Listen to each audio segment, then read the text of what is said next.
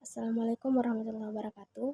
Perkenalkan, nama saya Salma Primanda dengan NIM 066 2023 0026. Pada kesempatan kali ini saya akan membahas materi tentang pengukuran kelayakan ide usaha.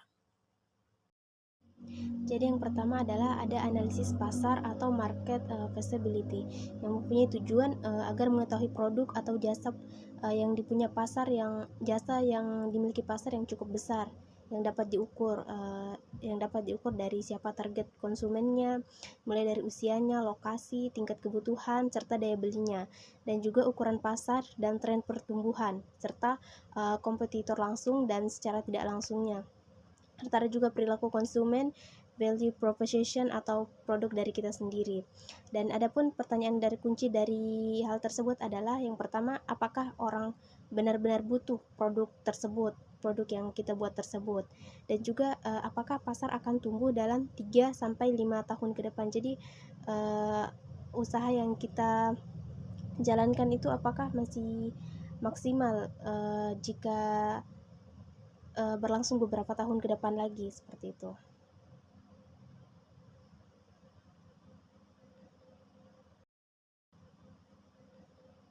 Sedangkan yang kedua adalah ada analisis teknis atau technical feasibility yang mempunyai tujuan untuk mengukur kemampuan teknis untuk menjalankan ide usaha tersebut. Nah, yang diukur adalah yang pertama teknologi dan alat yang dibutuhkan, serta proses produksi atau operasional, dan juga sumber daya manusia dan kompetensi tim, serta infrastruktur dari pendukung tersebut. Di sini kita dapat memunculkan pertanyaan, atau pertanyaan kuncinya adalah apakah kita memiliki teknologi dan keterampilan yang diperlukan di bidang usaha yang kita jalankan tersebut, serta apakah proses bisnis dapat berjalan secara konsisten. Serta yang ketiga adalah analisis finansial atau financial feasibility yang mempunyai tujuan untuk mengukur potensi keuntungan dan kesehatan finansial usaha. Yang diukur adalah modal awal, biaya operasional, terus harga jual dan marginnya, serta proyeksi pendapatan, terus titik impas atau BAP, terus ROL atau return on investment.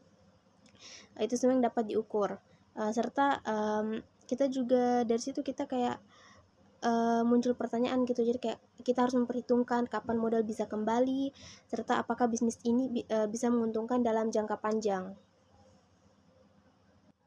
Yang keempat adalah analisis hukum dan legalitas atau legal feasibility.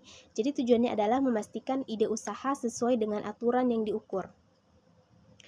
Sesuai dengan aturan. Jadi yang dapat diukur adalah izin usaha dan perizinannya, serta peraturan pemerintah terkait sektor usaha tersebut, hak paten dan juga hak cipta, dan risiko hukum. Jadi di sini ada contoh pertanyaan kuncinya seperti kayak apakah usaha ini memerlukan izin khusus, usaha yang kita jalankan, seperti itu, atau apakah nama produk aman dari pelanggaran merek, atau kayak yang melanggar merek-merek, misalnya kayak produk kita jangan sampai sama dengan produk orang lain gitu. Jadi kayak nanti orang lain kiranya kita mengikut dari mereka, seperti itu. Jadi yang kelima adalah analisis sosial dan dampak lingkungan atau social dan environment feasibility. Jadi mempunyai tujuan untuk menilai dampak usaha pada masyarakat dan lingkungan.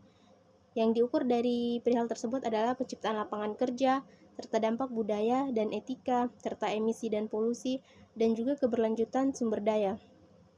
Di sini contoh pertanyaan kunci adalah apakah usaha ini memberikan dampak yang positif atau justru negatif, dan juga apakah operasionalnya ramah lingkungan. Jadi kayak kita juga harus memperhatikan lingkungan sekitar ketika kita sedang menjalankan usaha tersebut. Jadi kesimpulannya adalah pengukuran kelayakan ide usaha itu dapat sangat membantu, dan juga mengurangi risiko kegagalan, serta mengoptimalkan strategi bisnis, dan menentukan apakah ide yang kita punya ini perlu dilanjutkan, diubah, atau dihentikan. Sekian dari presentasi saya, kurang dan lebihnya mohon dimaafkan. Assalamualaikum warahmatullahi wabarakatuh.